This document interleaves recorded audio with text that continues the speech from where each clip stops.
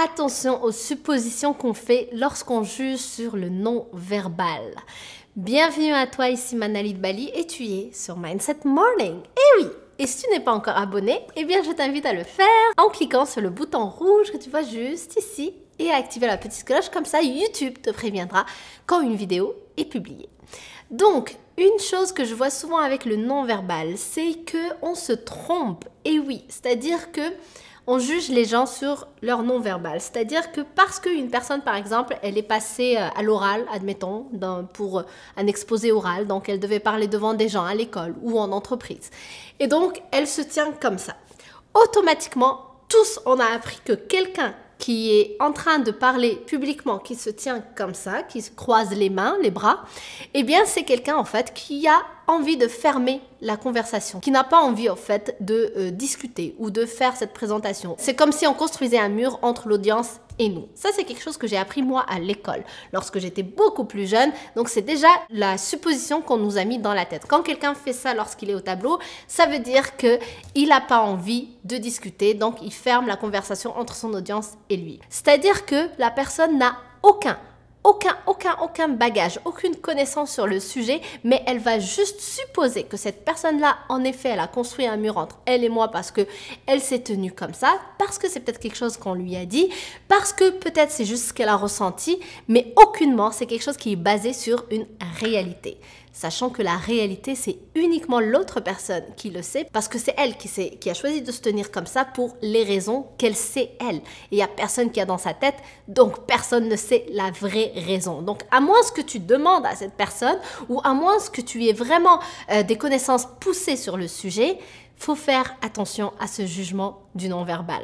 Parce qu'on se trompe, parce que souvent c'est juste des suppositions dans notre cerveau. Ce n'est pas lié à ce que la personne, elle est en train de vouloir divulguer comme message ou vouloir nous faire comprendre. C'est juste ce qu'on se raconte encore une fois dans notre tête. Et ça me fait penser justement à un des accords Toltec que je t'ai déjà partagé dans une vidéo. Si tu ne l'as pas vu, je t'invite à aller voir ma vidéo sur le livre Les 4 accords Toltec. C'est très pertinent. Et dedans, justement, il parle des suppositions. Attention aux suppositions qu'on se fait dans notre tête et qu'on croit vraies, qu'on croit que c'est la réalité et que parfois on est même en train de se disputer à cause d'une supposition qui a juste été dans ma tête, qui c'est juste de l'ordre de l'imaginaire en fait. Il n'y a rien de réel, mais on va se disputer, on va créer un problème, on va créer un conflit, etc.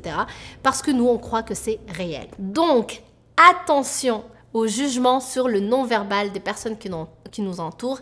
Attention en fait de croire que ce que je suis en train de juger est réel sans vérification, sans aller voir la personne et lui demander et avoir une discussion avec elle pour justifier si réellement ce que toi tu penses est réel ou pas, et pour corriger si ce n'est pas le cas, bien évidemment.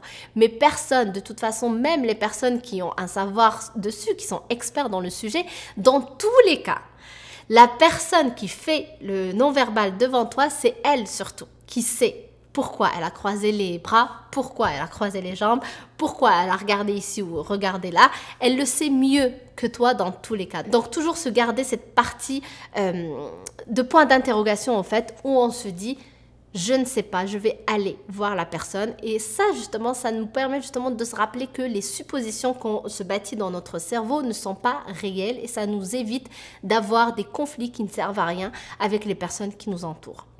Une histoire là-dessus, lorsque j'étais étudiante, à un moment donné, un jour, une fille, justement, elle était passée au tableau et elle s'est tenue comme ça à un moment donné.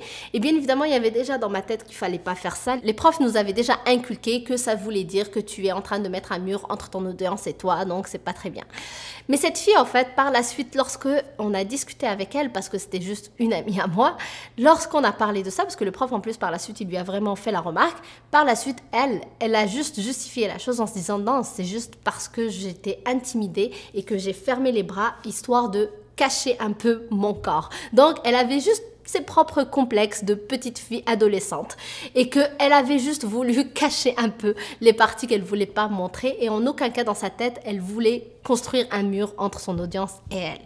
Donc, d'où l'importance encore une fois de toujours garder la présomption d'innocence entre guillemets, avoir en tête le point d'interrogation. Donc, jamais n'émettre un jugement sur le non-verbal de la personne sans avoir en tête un point d'interrogation pour vérifier et justifier ce que je suis en train de me construire dans mon imaginaire. Donc j'espère que ça t'aide. Merci d'avoir regardé la vidéo. Si elle t'a plu, n'hésite pas à liker et aussi pense à t'abonner à la chaîne en cliquant sur le bouton rouge juste ici et aussi active la petite cloche, comme ça YouTube te préviendra lorsque je mets une vidéo en ligne. Donc je t'embrasse très fort et je te dis à demain. Bye!